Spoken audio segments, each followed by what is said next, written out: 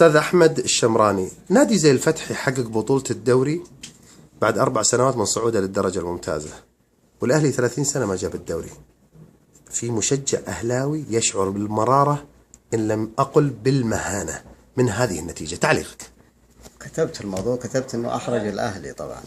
وعندما اتحدث عن الاهلي فانا اقول يعني فارق الامكانيات، فارق الخبرات، فارق التخطيط، لكن في النهايه الفتح استطاع ان يجيب على كثير من الاسئله المعلقه، واللي اسئله كنا من خلالها شبه المضحوك علينا عندما كنا نتكلم عن فارق الامكانيات وفارق العقليات. لكن الفتح الان صاحب الامكانيات المحدوده، صاحب الخبره المحدوده، استطاع انه يحرج كثير من الانديه، ليس بس الاهلي والنصر، وحتى الانديه اتفاق، الوحده، الانديه اللي اقدم منها في التاسيس والاكثر منها خبره في الدوري زين.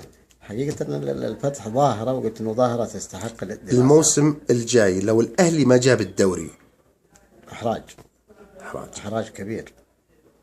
يعني اتمنى انه الاهلي الان يعرف انه مساله الدوري ما تحتاج لها الى جهد كبير، يعني خاصه اذا كان مثلا عرفنا انه نادي الفتح، لو نحسب مثلا بحساباتنا الماليه، نادي الفتح ربما يمكن ما قدم 30% من ميزانيه الاهلي، طبعا على عقود لاعبين، على عقود مدرب، على مكافآت، وفي النهايه حق الدوري. فبالتالي يجب الاهلاويين انه يتخذوا من رساله الفتح مدخل لمناقشه سبب الإخفاق الطويل. جمهور قناة وليد الفراج على اليوتيوب شو تقول له؟